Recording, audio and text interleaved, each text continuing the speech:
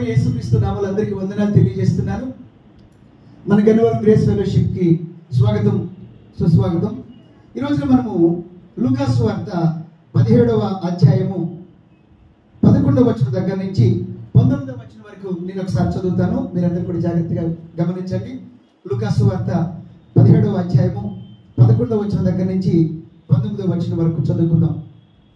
ఆయన యెరూషలేమునకు ప్రయాణమైపోవచ్చు సమరయ గలిలయ మధ్యగా వెళ్ళుచుండెను.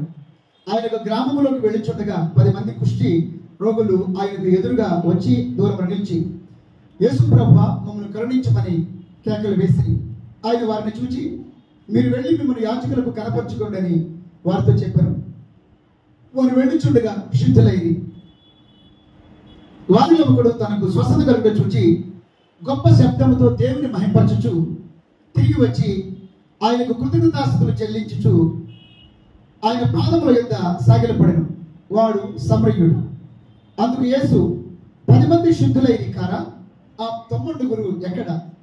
ఈ అన్యుడు తప్ప దేవుని మహింపరచుటకు తిరిగి వచ్చిన వాడెవడను అగపడలేదా అని చెప్పి, నీవు లేచిపోము, నీ విశ్వాసము నిన్ను స్వస్థపరచునని వారితో చెప్పాను.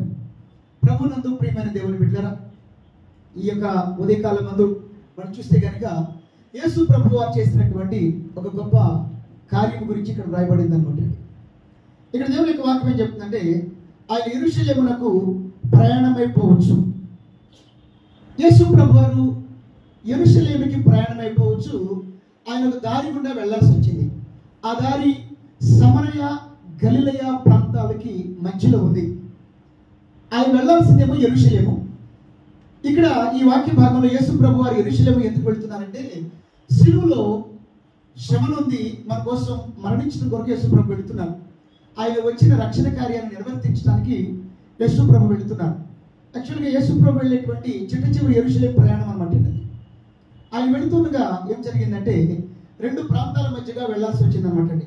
ఇక్కడ ఒక మంచి మాట ఉందన్నమాట. అందుకని బైబిల్లో ప్రతి మాట కూడా మనం జాగ్రత్తగా అర్థం చూసుకోవాలి. యెరూషలేముకు ప్రయాణపోవచ్చు. సమరయ గలిలయ మధ్యగా వెళ్ళుచుండు. సమరయ గలిలయ మధ్యగా వెళ్ళుచుండు. ఇక్కడ గమనించండి, దేని మధ్యగా వెళ్ళుచున్నాడు ఆయన? సమరయ గలిలయ మధ్యగా వెళుతున్నాడు ఆయన. అంటే సమరయుడు, సమరయ ప్రాంతము అన్ని జీవులు నివసించే ప్రాంతము, గలిలయ ప్రాంతము యూదులు నివసించే ప్రాంతము. అంటే దేవుడిని ఎరిగిన వారికి, దేవుడిని ఎరగని వారికి మధ్యలో నుంచి ఆయన వెళుతున్నాడు అనమాట అండి. ఇప్పుడు మధ్యలో ఉండేవాడిని ఏమంటాం చెప్పండి? మధ్యలో ఉండి వ్యవహారం చక్కబెట్టేవాడిని ఏమంటాం? మధ్యవర్తి అంటాం అనమాట అండి. అందువలన యేసు ప్రభు గురించి ఒక చక్కటి మాట వ్రాయబడింది అనమాట అండి. ఇక్కడ తిమోతి రాసినటువంటి పత్రికలో ఒకసారి వస్తారా మీరు అందరూ కూడా? తిమోతి రాసినటువంటి పత్రికలో ఒక మాట వ్రాయబడింది అనమాట అండి. ఒకసారి తిమోతి మొదటి పత్రిక 2వ అధ్యాయము మనం చూస్తే కనుక 5వ వచనం, దేవుడు ఒక్కడే, దేవునికి నరులకును మధ్యవర్తి ఒకడే, ఆయన క్రీస్తు యేసును నరుడు. ఇప్పుడు గమనించండి ప్రభునందు ప్రియమిత్రులారా, ఈ మాట ద్వారా యేసు ప్రభు వారు యెరూషలేముకి వెళ్ళేటువంటి పనిలో, యెరూషలేముకి వెళ్ళే ప్రయాణంలో ఆయన సమరయ గలిలయ మధ్యగా వెళుతున్నాడు అనమాట అండి. అంటే ఉభయులకు ఆయన మధ్యలో ఉన్నాడు అనమాట అండి. కాబట్టి నరులకు దేవునికి యేసు ప్రభు ఏమై ఉన్నాడు? మధ్యవర్తి అయి ఉన్నాడు. ఆయన ఆకాశానికి భూమికి మధ్యవర్తి అనమాట. కాబట్టి మధ్యవర్తిగా వచ్చాడు. దేవునికి దూరమైనటువంటి మానవ జాతిని దేవునితో సమాధానపరచడానికి యేసు ప్రభు వారు మధ్యవర్తిగా వచ్చినాడు అనమాట. ఆయన మధ్యవర్తిగా ఆయన వచ్చాడు. ఆ తర్వాత ఇప్పుడు ఉభయులకు ఎవరు చెప్పండి? ఆయన మధ్యవర్తి. ఎవరు ఉభయులంటే? దేవుడికి ప్రజలకు ఆయన మధ్యవర్తి. ఆ తర్వాత ఇంకొక మాట కూడా చెప్తున్నాం అనమాట అండి. ఆయన 2 ప్రాంతాలని టచ్ చేస్తున్నాడు, ఇటు సమరయ, అటు పక్కన గలిలయ. అందుకనే అపొస్తలుల కార్యాలు 10వ అధ్యాయము 36వ వచనం, ఇక్కడ ఇంకొక మాట మీతో నేను చెప్తాను అనమాట అండి. ఇప్పుడు ఈ పత్రిక ఎవరు రాశారు? ఈ సువార్త ఎవరు రాశారు? ఇది మన ప్రసంగ పాఠం లూకా సువార్త 17వ అధ్యాయంలో ఉంది కదా. లూకా సువార్తను ఎవరు రాశారు? లూకా గారు రాశారు. అట్లాగే అపొస్తలుల కార్యాలను కూడా లూకా గారే రాశాడు అనమాట అండి. అపొస్తలుల కార్యాల గ్రంథాన్ని కూడా ఎవరు రచించారు?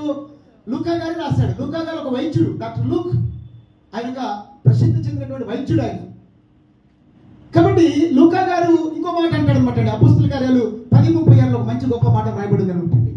ఇక్కడ ఏమంటున్నానంటే ఆయన సమరయ గలిలేకి మధ్యకు వెళుతున్నాడు, ఆయన మధ్యవర్తి అనేటువంటి మాట తిమోతి 2వ అధ్యాయం 5వ వచనంలో నుంచి మీకు జ్ఞాపకం చేసి యేసు ప్రభు గురించి మధ్యవర్తి అని చెప్పని మీకు గుర్తు చేశాను. యేసు ప్రభు గురించి ఆయన మధ్యవర్తిగా వచ్చిన దేవుడు అనమాట.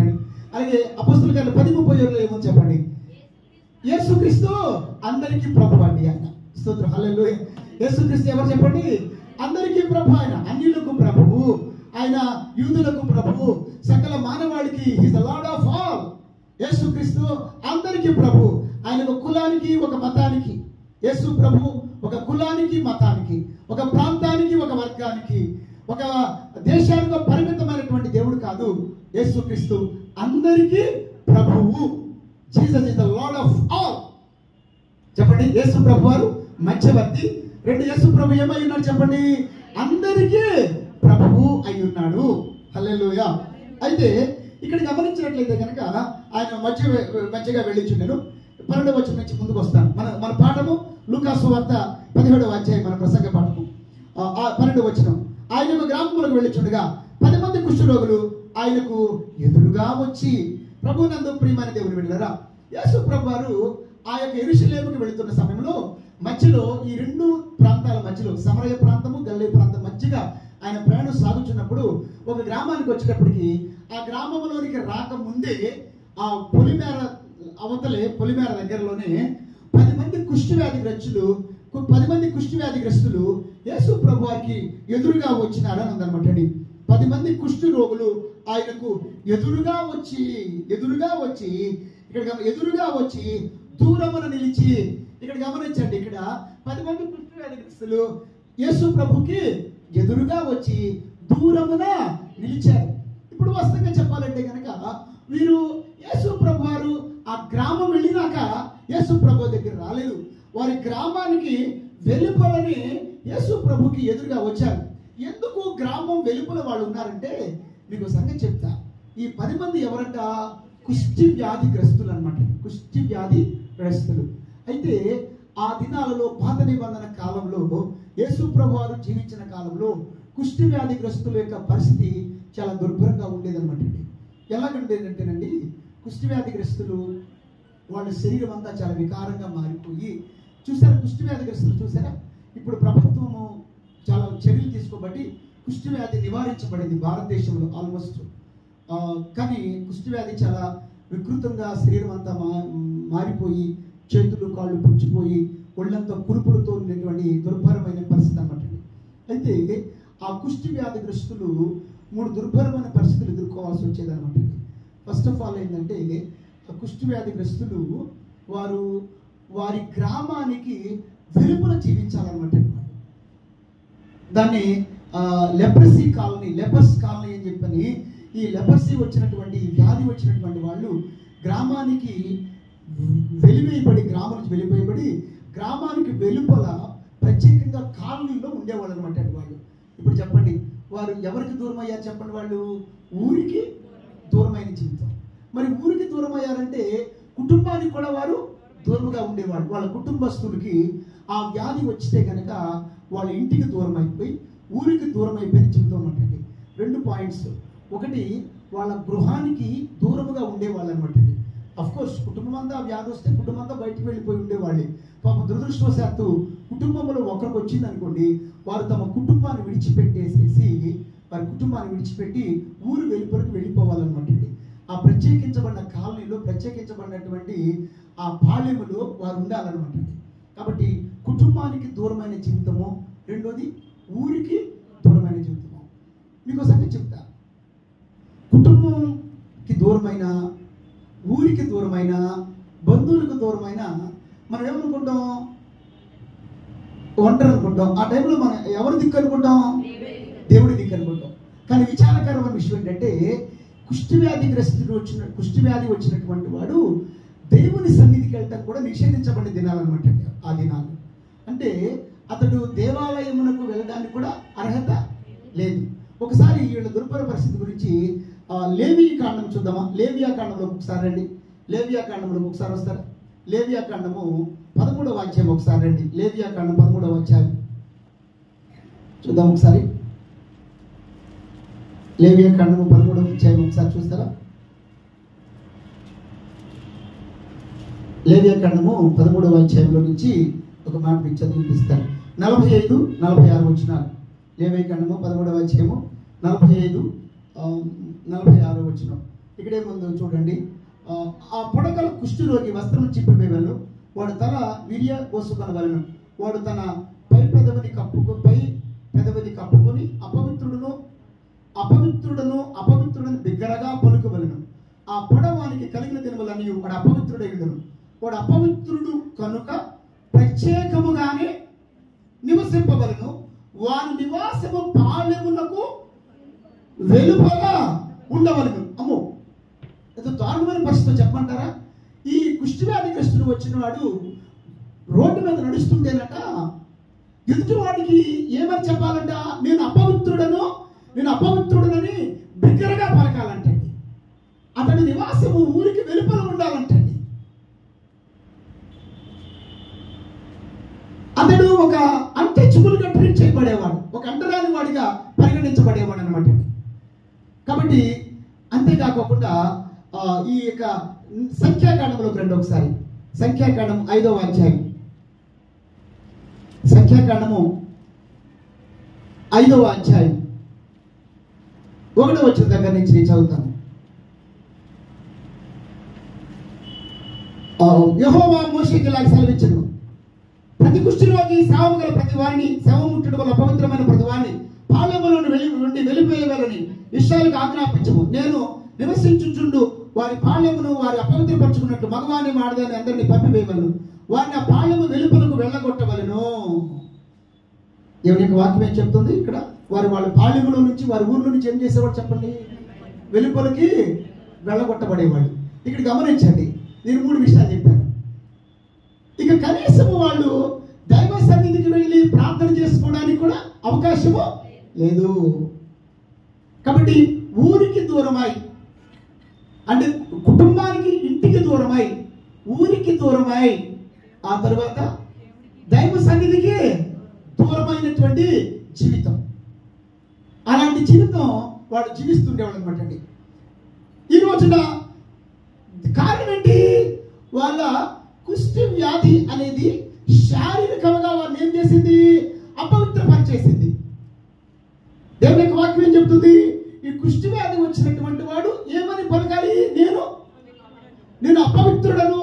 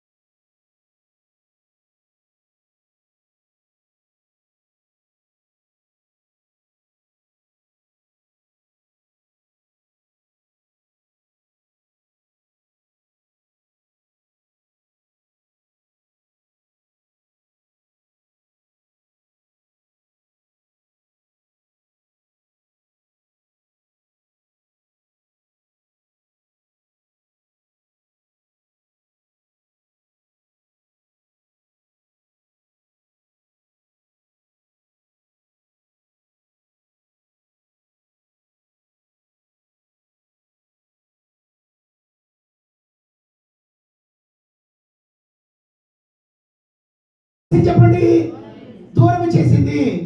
అలాగనే మనము పాప జీవితంలో ఉన్నప్పుడు మన జీవితం కూడా, మనం కూడా ఏమైపోయాం? దేవునికి దూరం అయిపోయాం.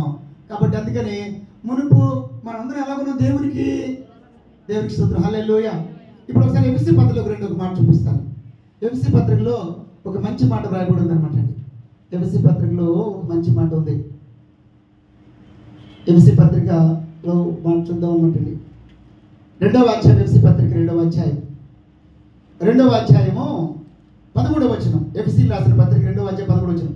ఆయనను మునుపు దూరస్తులైన మీరు ఇప్పుడు క్రీస్తు యేసునందు క్రీస్తు రక్తము వలన సమీపస్తులై ఉన్నారు.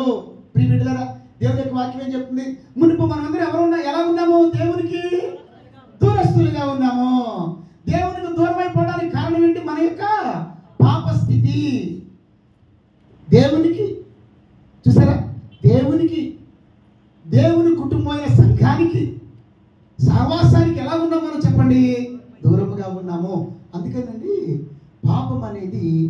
మనిషిని దేవునికి దూరం చేస్తుంది, సమాజానికి దూరం చేస్తుంది.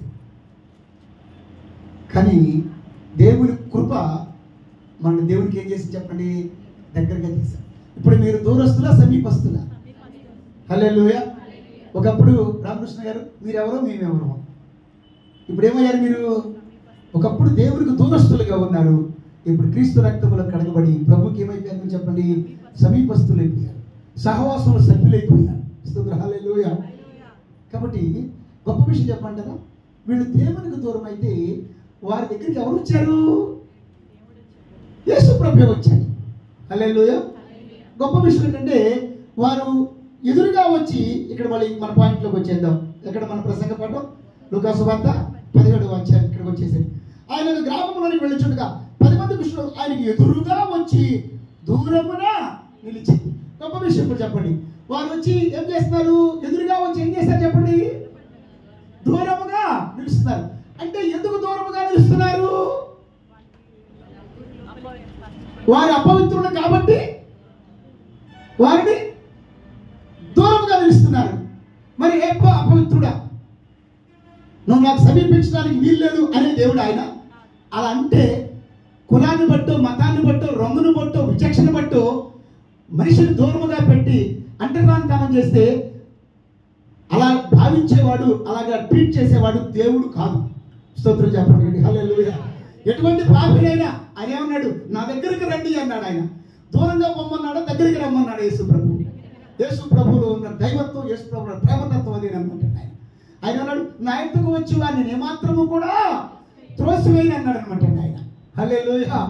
పాపం వీళ్ళకి తెలియక ఏం చేస్తారు? యేసు ప్రభుకి వాళ్ళు దూరముగా ఉన్నారు. నేనేమనుకుంటానంటే మీరంత దూరమై ఉన్నారని, దేవుడిని దరిచేరలేకపోతున్నారని దేవుడే మనకు దగ్గరగా వచ్చేసాడు. స్తోత్రం చెప్పండి. హల్లెలూయా. దేవుడే పరలోకాన్ని విడిచిపెట్టి మనిషికి దగ్గరగా వచ్చేసాడు. ఇప్పుడు చెప్పండి, వీళ్ళు యేసు ప్రభు దగ్గరికి వెళ్ళారా? యేసు ప్రభు వారి దగ్గరికి వచ్చేసాడా? హల్లెలూయా. కాబట్టి ప్రభు నందు హి ఇస్ వెరీ క్లోజ్. ఆయన అందుకనే మంచి మాట ఉందన్నమాట అండి, ప్రభువు మనకు సమీపముగా ఉన్నాడు. హల్లెలూయా. ప్రభు ఎలా ఉన్నాడు మనకి చెప్పండి? సమీపముగా ఉన్నాడు. మన దగ్గరకు వచ్చాడు ఆయన, మన దగ్గరకు వచ్చాడు, మనం రక్షించడానికి వచ్చాడు ఆయన. ఈ అపవిత్రులు రక్షించడానికి వచ్చాడు, ఈ వ్యాధిగ్రస్తులు రక్షించడానికి వచ్చాడు, వాళ్ళని క్షమించడానికి వచ్చాడు. కాబట్టి వారు దూరముగా ఏం చేస్తారు చెప్పండి? వారు ఎదురుగా వచ్చి దూరముగా నిలిచి. ఇప్పుడు గమనించండి, ఇప్పుడు పాయింట్ ఏంటంటే జాగ్రత్తగా గమనించండి. అది బ్యాక్గ్రౌండ్.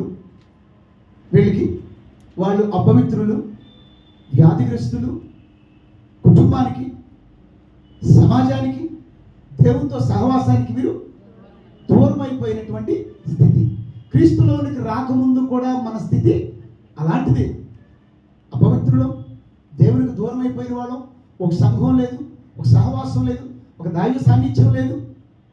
అలాంటి స్థితిలో మనం ఉన్నప్పుడు ప్రభు కరుణా సంపన్నుడు ఏంటి మనకి ఆయన దగ్గరికి వచ్చేసాడండి. ఆయన హల్లెలూయా వచ్చాడు.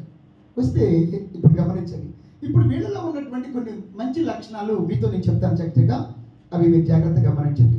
13వ వచనం చదవండి.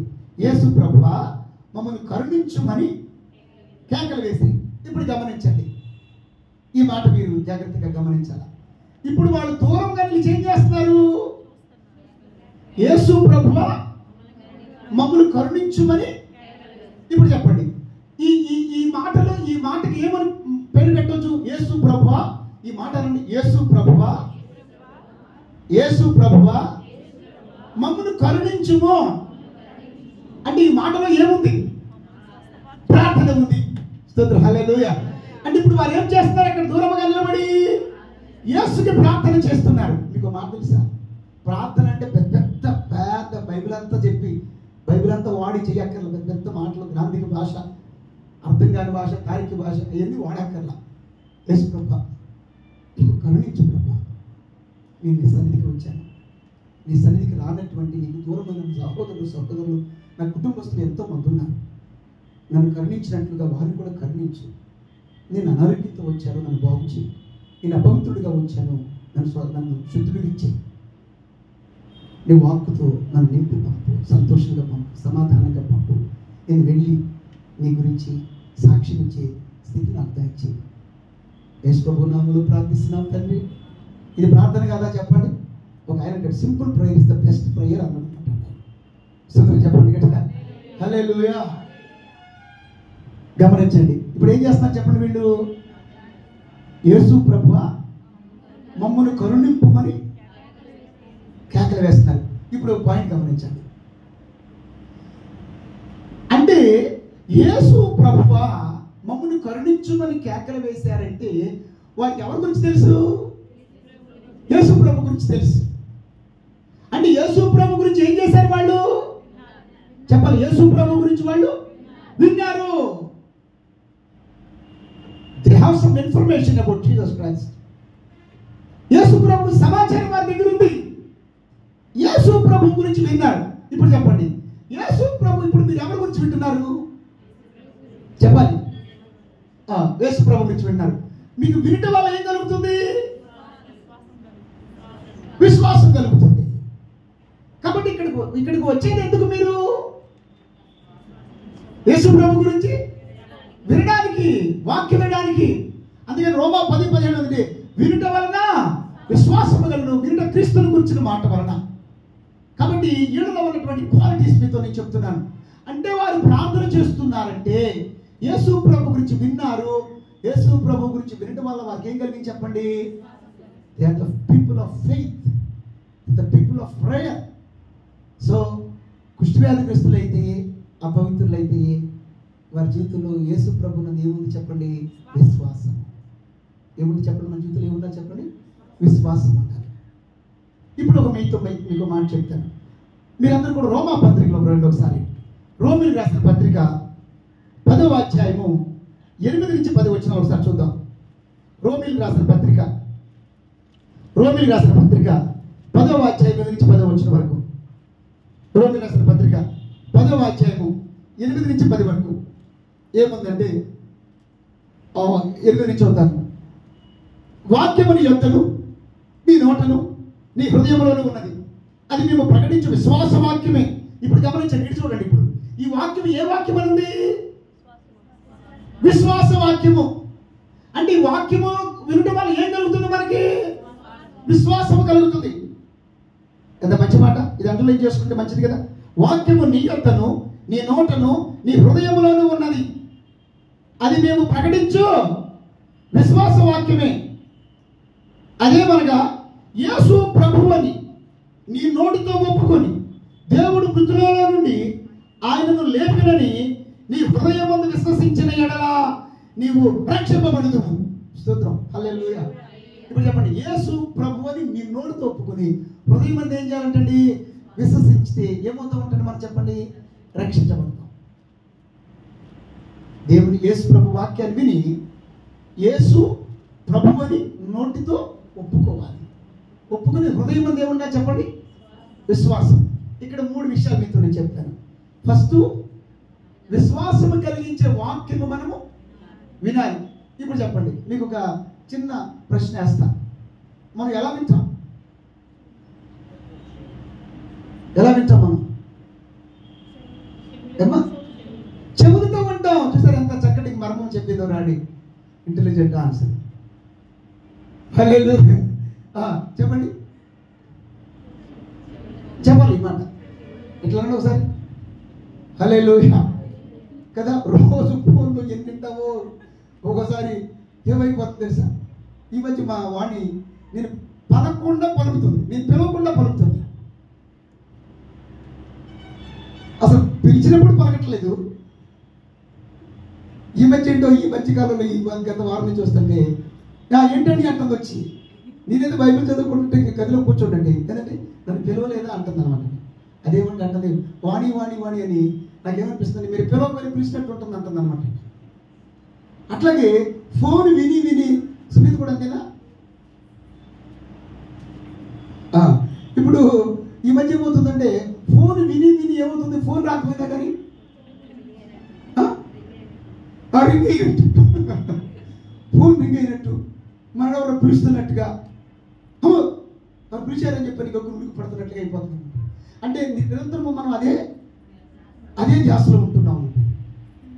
ఎన్నో వింటున్నాం మనం, ఎన్ని ఫోన్లు వింటున్నాము, ఎన్ని ఫోన్ రింగ్టోన్స్ వింటున్నాము, ఫోన్లు ఎన్ని మాటలు వింటున్నాము, ఎంతమంది పలుకులు పిలుపులు వింటున్నాము.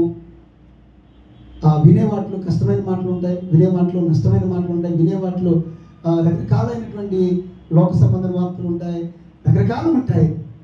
అవన్నీ ఆ చెవులకు పట్టిన తుప్పులు దులిపేసుకుని ఆదివారం ప్రశస్తమైన శ్రమలో దేవుని వాక్యం మనం వింటానికి వచ్చాము. స్తోత్రం చెప్పాలి. హల్లెలూయా. ఇప్పుడు చెప్పండి, దేవుని వాక్యమును ఇట్లానే దేవుని వాక్యమును విందుముగాక. హల్లెలూయా. ఇదిగా దేవుని వాక్యమును వినాలి మనం, చెవితో విందు, నోటితో ఒప్పుకోవాలి. మీకు అందుకని ఒక మాట చెప్తానండి, కొన్నిసార్లు అండి మీరు గొనుగును మనం చేయడం కంటే నోటితో కూడా ఒప్పుకోవాలి. కన్ఫెషన్ అంటారు. యేసు ప్రభువు అనండి, యేసు ప్రభువు, యేసు క్రీస్తు నా ప్రభువు. హల్లెలూయా. కాబట్టి నోటితో ఒప్పుకోవాలి, నోటితో ఒప్పుకోవాలి, హృదయమందు విశ్వాసం ఉంచాలి. హల్లెలూయా. అప్పుడు నీవు రక్షణ పొందుదువు. హల్లెలూయా. Very simple. వాక్యమును వినటం, నోటితో ఒప్పుకోవటం, హృదయమందు విశ్వసించుట, హృదయమందు విశ్వసించుట, హృదయమందు విశ్వసించుట. నాకు ఒక అలవాటు ఉంటుంది. నేను కారులో ఒక్కడే వెళ్ళేటప్పుడు నేను మాట్లాడుకుంటుంటా, డైరెక్ట్గా మాట్లాడుతుంటాను, వాక్యం పలుకుతుంటాను, అన్ని భాషలో స్తుతిస్తుంటా, మాటలు పలుకుతుంటా, ఒక ఫ్రెండ్తో మాట్లాడినట్టుగా మాట్లాడుకుంటూ వెళ్ళిపోతుంటాను అన్నమాట కారులో ఒక్కడే ఉన్నప్పుడు కదా. కాబట్టి మన జీవితంలో మనం ఏం చేయాలంటే, యేసు ప్రభువా నన్ను కరుణించుము అన్న ప్రార్థన వెనక ఏముంది? వారి యొక్క విశ్వాసం. మీకు సంగతి చెప్పమంటారా? యాకోబు పత్రికలోకి రండి. ఇప్పుడు యాకోబు పత్రికలోకి రండి. యాకోబు పత్రిక వచ్చినారా? 5:15లోకి రండి. యాకోబు 5:15. యాకోబు 5:15. యాకోబు 5:15. విశ్వాస సహితమైన ప్రార్థన ఆ రోగిని స్వస్థపరచును. చాలండి. విశ్వాస సహితమైన ప్రార్థన ఆ రోగిని స్వస్థపరచును. ప్రియ బిడ్డలారా, మీకు ఒక శుభవార్త ఏంటంటే, విశ్వాసముతో మీరు ఏ వ్యాధి గురించి ప్రార్థన చేసినా మీ వ్యాధిని మీ విశ్వాసమును బట్టి, మీ ప్రార్థన బట్టి దేవుడు స్వస్థపరుస్తాడు. హల్లెలూయా. కాబట్టి విశ్వాస సహితమైన ప్రార్థన రోగిని స్వస్థపరచును. విశ్వాస సహితమైన ప్రార్థన. కాబట్టి మీరు ఎలాగొచ్చారు? ఇప్పుడు రెండు కనపడుతుంది వీళ్ళలో. ఒకటి విశ్వాసము, రెండోది ప్రార్థన. విశ్వాసము, రెండోది చెప్పండి ప్రార్థన. ఇప్పుడు మళ్ళీ వచ్చేసేయండి లూకా సువార్తలోకి. ఆయన వారిని చూచి 14వ వచనం, ఆయన వారిని చూచి మీరు వెళ్ళి మిమ్మల్ని యాజకులు కనపరుచుకొని వారితో చెప్పాను. వారు వెళ్ళుచుండగా శుద్ధులైరి. ఒక మాట యేసు ప్రభు చెప్పారు అనమాట అండి. ఏమి చెప్పారంటే, మీరు వెళ్ళి మిమ్మల్ని యాజకులకు కనపరుచుకొని. ఇక్కడ ఒక పాయింట్ మీతో నేను చెప్తున్నాను. యేసు ప్రభు ఏమి ఆజ్ఞించాడు వారికి? వెళ్ళుడి అన్నాడు. ఎక్కడికి వెళ్ళమన్నాడు?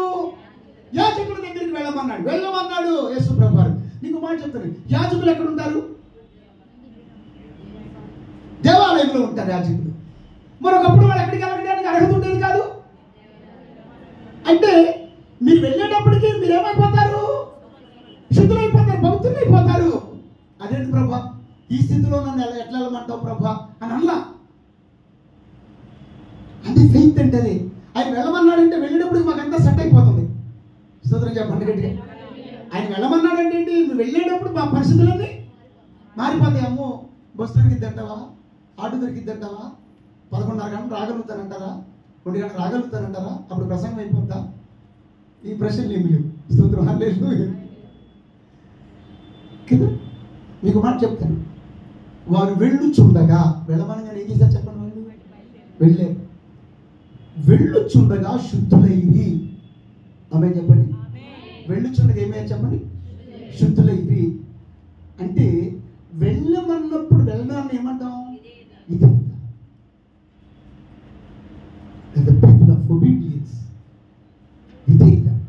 ప్రియమిత్రులారా, ఆయన ఏమన్నాడంటే, మీరు సమ్మతించి నా మాట వింటే మీరు భూమి యొక్క మంచి పదార్థాలను అనుభవిస్తారు.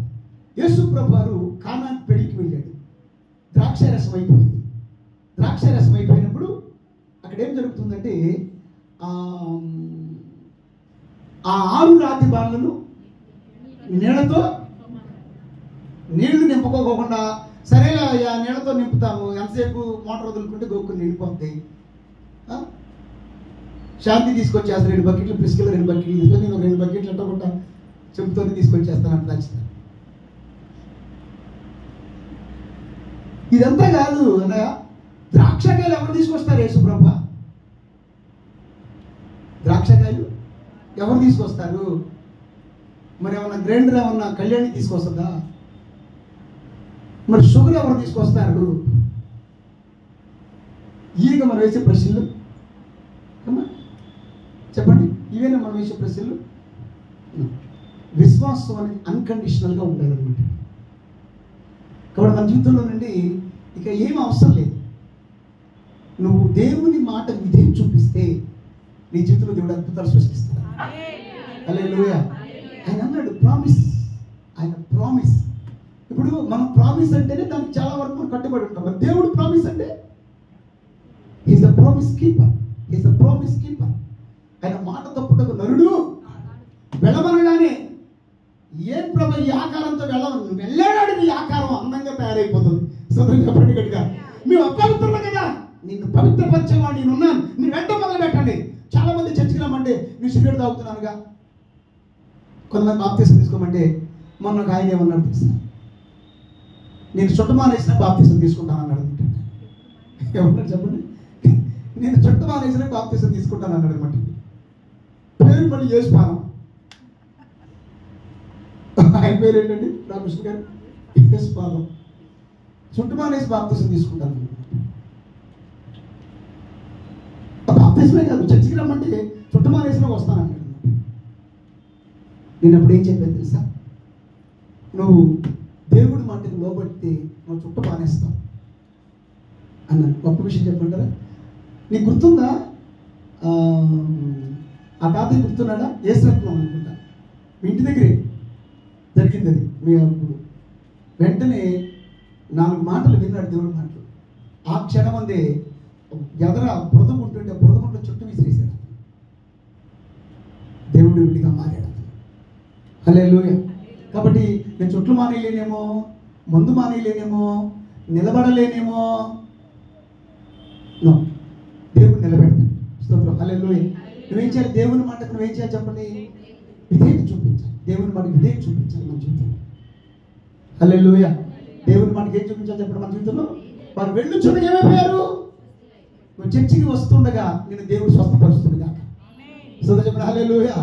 తగ్గినాక వస్తే హాస్పిటల్కి ఎప్పుడు వెళ్తారు? తగ్గినాక వెళ్తారా?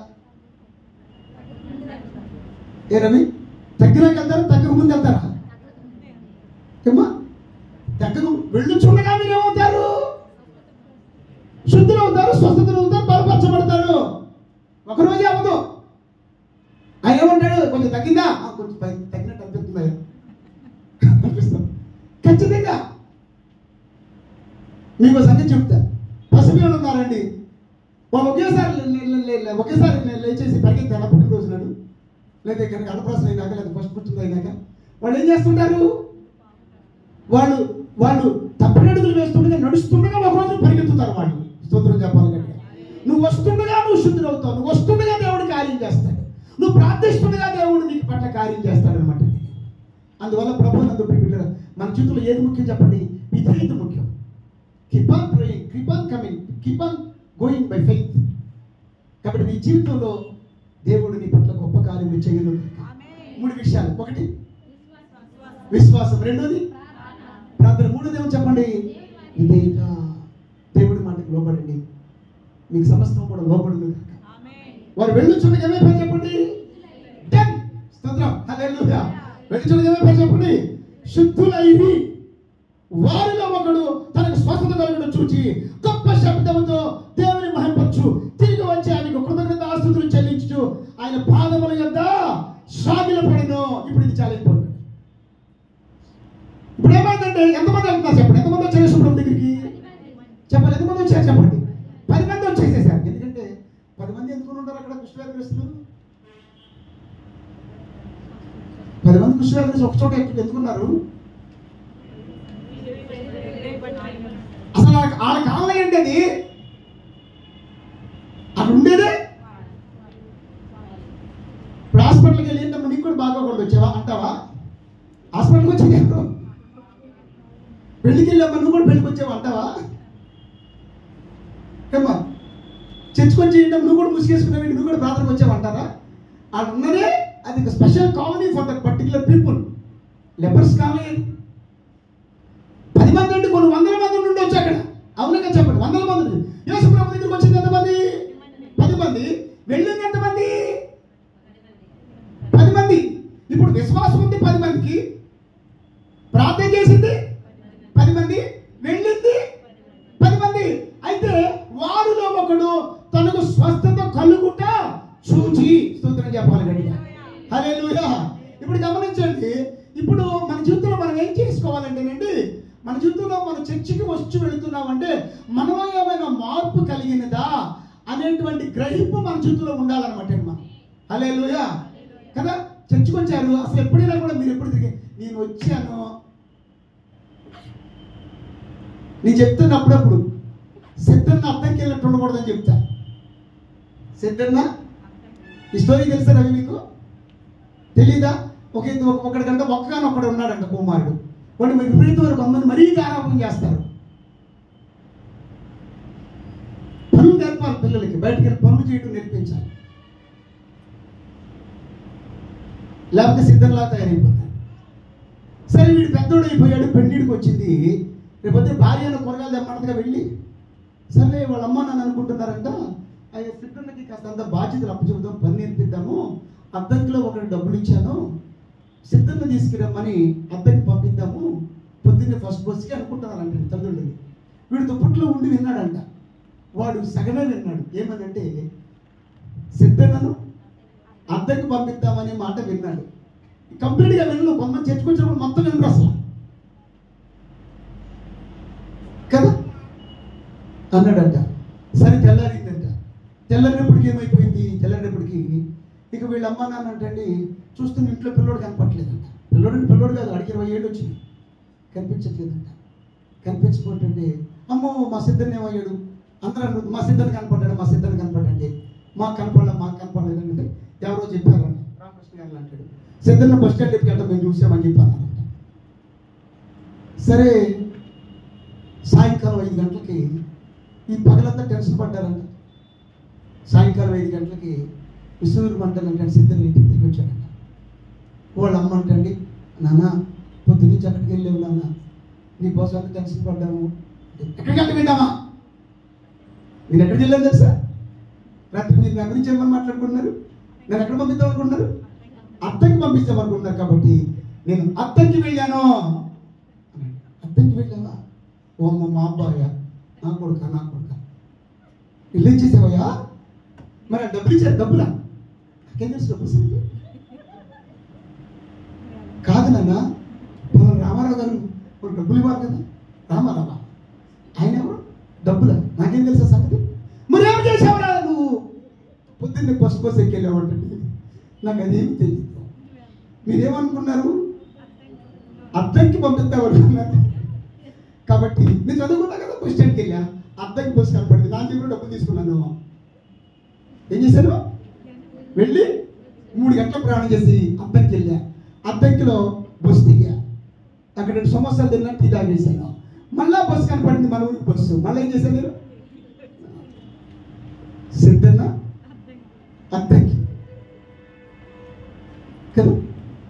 ఇప్పుడు చెప్పండి, అసలు మా జీవితంలో ఇప్పుడు వారిలో ఒకడు తను స్వస్థత కలుగుంటా చూచి. ఇప్పుడు మీరు గమనించండి, మీకు సంగతి చెప్పమంటారా? మీ అంక మీరు చూసుకోకపోయినా మీ అంక చర్చకొచ్చే పక్కన వాళ్ళకి వస్తుంటారు. ఈమె చర్చికి వెళ్తుంది వస్తుంది, ఈమె చర్చికి వెళ్తుంది వస్తుంది, ఎక్కుతుంది ఆటో, దిగుతుంది ఆటో, ఆదివారం ఎక్కుతుంది, 2 అంతస్తులు ఎక్కుతుంది, దిగుతుంది. ఈయన ఎంతనాడు వస్తున్నాడు. ఓహో వీళ్ళు అయ్యగారు చెప్పి బ్యాచ్ అనుకుంటాడు. అట్లా కాకూడదు కదా మన జీవితంలో. You have to check yourself. ఇప్పుడు షుగర్ టెస్ట్ చేసుకున్నాం అనుకోండి, మన డోస్ సరిపోతే ట్యాబ్లెట్ డోస్ పెడతారు. డోస్ పెడతారులే చెప్పండి. అప్పుడు మళ్ళీ నువ్వేం చేస్తావు? తగ్గిందో లేదు ఏం చేస్తావు చెప్పాలండి. చెక్ చేసుకుంటా, అయ్యా ఇంతకుముందు తడకుండా అయ్యా, ఇప్పుడు సిమెంట్ల దగ్గర అయ్యా, ఇంతకుముందు మెట్లు ఎక్కగలిగేవాడు కాదయ్యా, ఇప్పుడు ఎక్కగలుగుతున్నాను, రిటార్గా ఎక్కగలుగుతున్నాను. You have to check yourself. నిన్ను నువ్వు పరీక్షించుకుందువు కాక. స్తోత్రం చెప్పండి. మనం ఏం చేసుకోవాలి? మన జీవితాన్ని మనము చెప్పాలండి, పరీక్షించుకోవాలి. ప్రార్థనకు వచ్చినప్పుడు నా ప్రవర్తన ఎలాగుంది, దేవుని వాక్యం విన్నప్పుడు నా ప్రవర్తన ఎలాగుంది. కాసేపు మీకు మాట చెప్తాను, prayer changes things, prayer changes attitudes, prayer changes your health, prayer changes everything. నువ్వు ప్రార్థన చేస్తుంటే నువ్వు వాక్యం ఏంటంటే నా లైఫ్లో చేంజ్ అయిందా కదా. ఇప్పుడు కుమారు ఉంది, నువ్వు కూతురు తీసుకుని 7 ఏళ్ళ నుంచి వెళ్తున్నాం ప్రార్థనకి అనుకుంటే, ఈరోజు నీ కూతురు బొంబాయి ఉద్యోగాన్ని పంపిస్తున్నావు. నీ వారు అడుగుతారులే చెప్పండి, ఏమా నువ్వు ప్రార్థనకి వెళ్తున్నావు, నీళ్ళు ఏమైనా మార్పు కలిగిందా? ఇంతకుముందు గొడవాడేదన్నా కొండల గారి మీద ఏమన్నా? ఫస్ట్ నుంచి లేదు. Very good. ఇప్పుడు అసలు ఉండదు. హల్లెలూయా కదా. ఏంటమ్మా? అవును, నేను కూడా ప్రభువుని నమ్ముకున్నాను, చర్చి కంటే మొదలు పెట్టాను. ఒక అన్నిరాలుగా నా బిడ్డ దేవుని నేను చర్చికి రావడం బట్టి నువ్వు ఫస్ట్ రక్షించబడ్డావు. నువ్వు రావడాన్ని బట్టి, నీలో మార్పు ప్రారంభం అవడాన్ని బట్టి, నీ ప్రార్థన దేవుడు వింటాన్ని బట్టి, నువ్వు దేవుని వాక్యాన్ని విధేయత పట్టి నీ బిడ్డను క్లిష్ట సమయంలో, కష్ట పరిస్థితుల్లో బిడ్డ చదివించుకోగలిగారు. నీ బిడ్డ చర్చికి రావడాన్ని బట్టి ఒక రోజున నీకు కూడా ఏం కలిగింది? రక్షణ పొందాలని ఆశ కలిగింది. చిన్న రిమార్క్ తెచ్చుకోకుండా, తల్లిదండ్రులకు ఎక్కడ ఆయాసం కలిగించుకోకుండా, ఏ పిచ్చి పనులు చేయకోకుండా, సాక్ష్యం కాపాడుకుని, ఉన్నదాంతో తృప్తి చెంది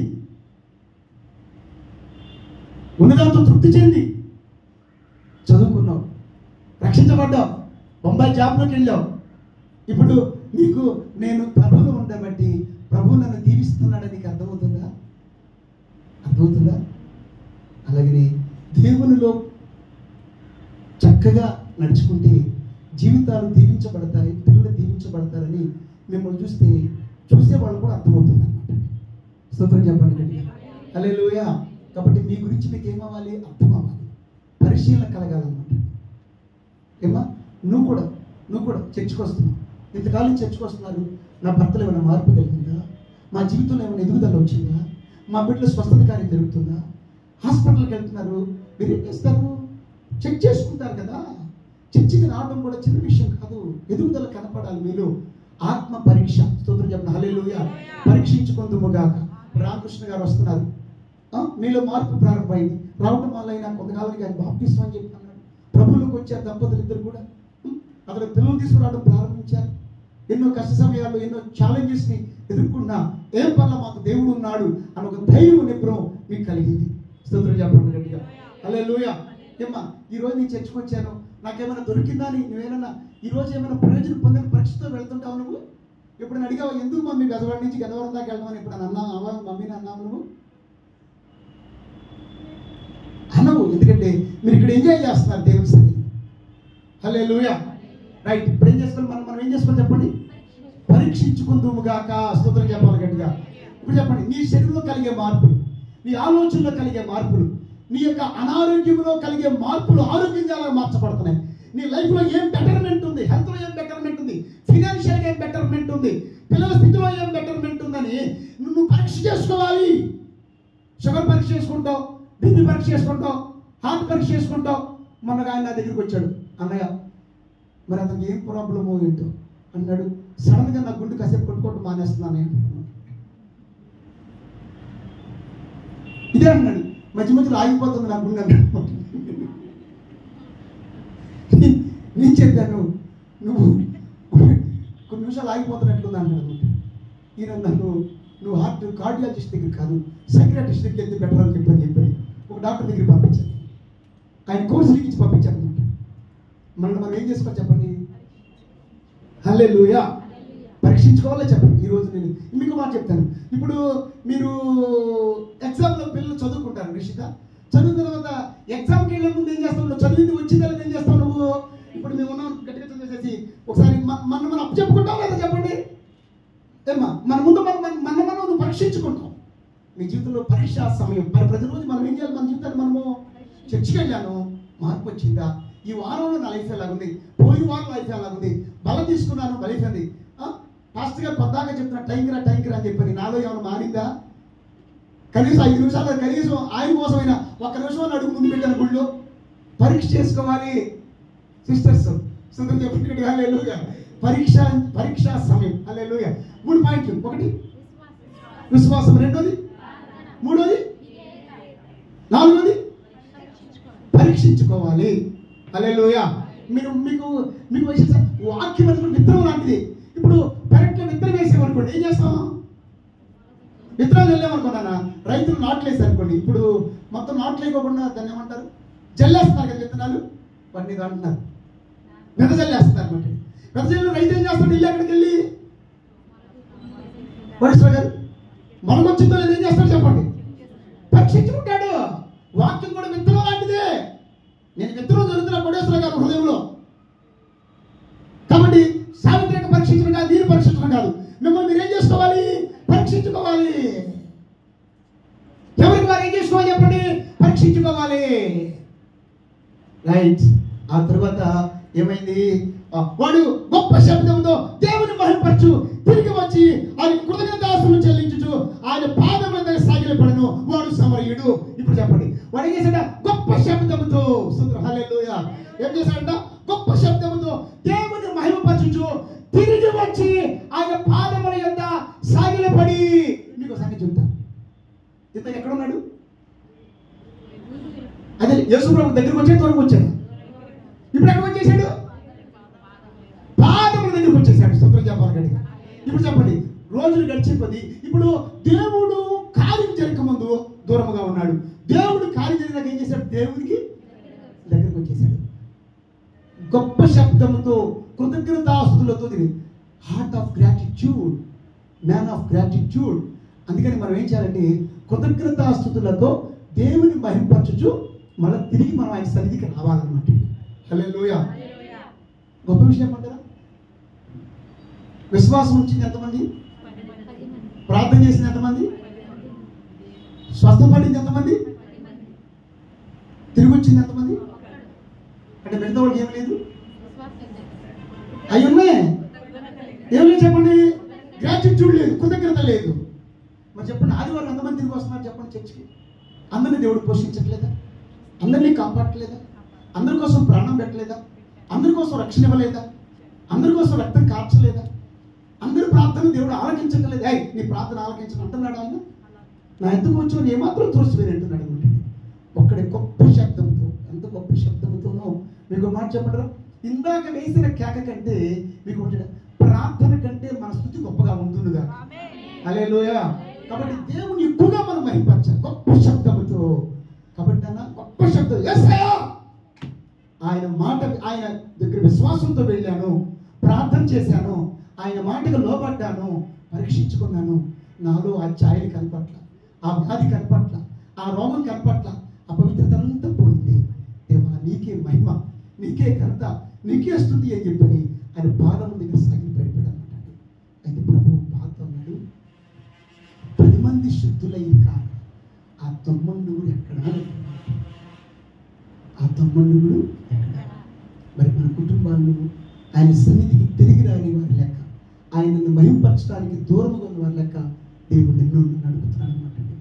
మీ ఇంట్లో ఎంతమందిగా తిరిగి రాకుండా ఉన్నారు, రక్షణ పొందకుండా ఉన్నారు, శుద్ధులై స్వస్థత నుండి కృతజ్ఞత లేకుండా జీవిస్తున్నారు. మీకు విషయం మందలో 99 ఉన్నా తప్పిపోయినా ఒక గొర్రె కోసం వెతుకుతారు. కానీ ఇక్కడ గొప్ప విషయం ఏంటంటే తిరిగి వచ్చింది ఎంతమంది? 90 మంది తిరిగి రావాలి. కాబట్టి ఆయన సన్నిధికి అనేకులు తిరిగి వచ్చేవారుగా ఉండాలని, మన జీవితాల ద్వారా ఆయన మహిమపరచాలని మనం ప్రార్థన చేద్దాం. హల్లెలూయా. కృతజ్ఞత అనేది తన జీవితంలో కనిపిస్తుంది అనమాట.